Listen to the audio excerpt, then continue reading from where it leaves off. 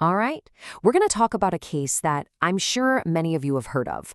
It's one of the most haunting, most viral mysteries of the internet era. And it all starts with this one single piece of security footage, a video so unsettling it kicked off a global obsession. This is a story that forces us to look at mental health, our internet culture, and really, the darkness that can hide right in front of us. And this is the question, right? This is what captivated millions of people. You have this grainy 4-minute video clip that the LAPD puts out, and suddenly it's the only thing anyone can talk about. It became this puzzle box that thousands of internet sleuths tried to unlock for years. So the big question remains, what are we actually seeing here? And that's the thing that's so chilling, the undeniable fact at the very heart of this mystery. This isn't some scene from a horror movie. No, this is real. This is the last time anyone ever saw Elisa Lam alive. These are the final recorded moments of a young woman's life, right before she disappeared inside one of the most notorious hotels in America. So let's break down what's in this video that got everyone talking. You see Elisa Lam walk into the elevator. She presses a whole bunch of buttons, right? But then it gets weird. She starts darting in and out, peeking around the corner like she's hiding from somebody or maybe waiting for them. Her hands start making these strange gestures. It's almost like she's having a conversation with someone that we just can't see. And then just like that, she walks off screen, and the elevator doors finally, slowly slide shut. So to really get a handle on what could have happened here, we have to look past that elevator footage. We need to understand two crucial pieces of this puzzle. First, the person at the center of it all, Elisa Lam, and second, the place where it all went down, the infamous Cecil Hotel. You can't understand this story without understanding both. Yeah, because online, she kind of became a digital ghost, right? Just this collection of eerie behaviors that people could pick apart and analyze. But the reality, it was so much more human than that. Elisa Lam was a real person. She was a super bright 21-year-old student from Canada. She was a traveler, documenting her trip on her blog. And this is really important. She was also living with bipolar disorder. And that detail, as we'll see, is absolutely crucial to understanding what happened. And then you've got the hotel itself. Oh man, the Cecil. This was not just some random building. Its history is so long and so grim. It's a huge reason why all the speculation just went completely off the rails. We're talking decades of suicides, murders. It was even the temporary home of the Night Stalker, Richard Ramirez.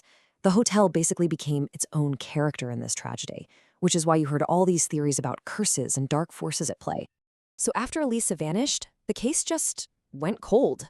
What started as a missing persons report slowly turned into something that felt a lot darker. Days turned into weeks. There were no leads, no sightings, absolutely no answers. Nothing. That is, until a bunch of really strange complaints from inside the hotel led to a discovery that was, well, truly horrific. Okay, so here's how the timeline actually played out. Elisa's last seen on January 31st.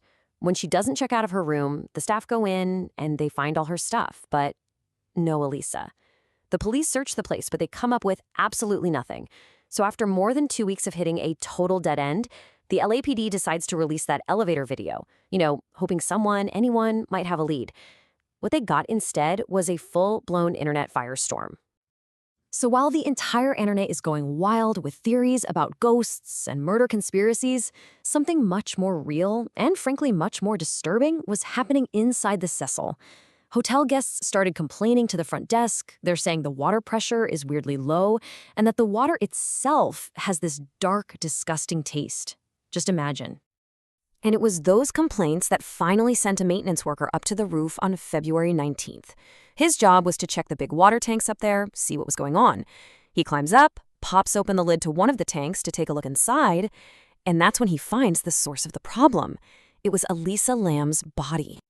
You'd think finding her body would end the speculation, right? Nope. It just threw gasoline on the fire. It made everything 10 times crazier. And this is where you get this huge split in how the story is being told.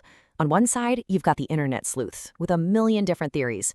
And on the other, you have the actual police investigators just trying to stick to the evidence. I mean, this was the question everybody was asking, and it's what fueled all the conspiracy theories. Think about it. How does a young woman, all by herself, get onto a supposedly secured roof, climb up a 10-foot-tall water tank, open a heavy lid, get inside, and then have the lid close after her? It didn't add up. To so many people, an accident just seemed impossible. It had to be foul play. So you've got these two totally different stories unfolding at the same time. The internet story, it's full of murder plots, government conspiracies, even supernatural curses. But the coroner's report, it told a completely different story. The autopsy showed zero signs of physical trauma or assault. But what it did find was that the prescription medications for her bipolar disorder were in her system, but not at the levels they should have been, meaning she hadn't been taking them consistently. So, with that evidence in hand, the coroner and the police started to piece together what they believed really happened. And their conclusion, it wasn't sensational at all. It wasn't a ghost story. It wasn't a murder mystery. It was, instead, the reconstruction of a truly heartbreaking and tragic accident. The official ruling from the LA County Coroner's Office was plain and simple: accidental drowning. And they listed her bipolar disorder as a significant contributing factor. The final word from them was clear. There was just no evidence of any foul play. Okay, so to understand how they reached that conclusion, we have to talk about what can happen during a severe manic or psychotic episode, which can be part of bipolar disorder. It can cause intense paranoia, total disorientation. You might feel like you're being followed or hunted. And when that happens, some people have this powerful urge to find a safe, small, enclosed space to hide. It's a documented phenomenon. So here is the most plausible scenario that the official investigation put together. Step 1. Elisa begins experiencing a severe episode, which would explain that really strange behavior we all saw in the elevator video. Step 2.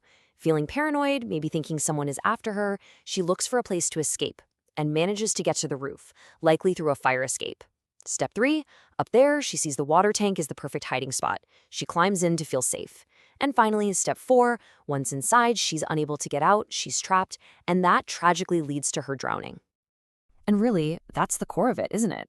That viral video turned her into a mystery, a piece of online entertainment to be solved. But when you strip away all the hype and all the theories, the facts point to something much more real and much more sad. The heartbreaking reality of a young woman's struggle with a serious mental illness, which ultimately led to a tragic accident. So this whole case leaves us with a really tough, kind of uncomfortable question, especially now in our digital world. Look, we're all fascinated by true crime, I get it. But when a real person's tragic death turns into viral content, turns into entertainment, where do we draw the line? At what point does our curiosity cross over into exploitation? It's definitely something to think about.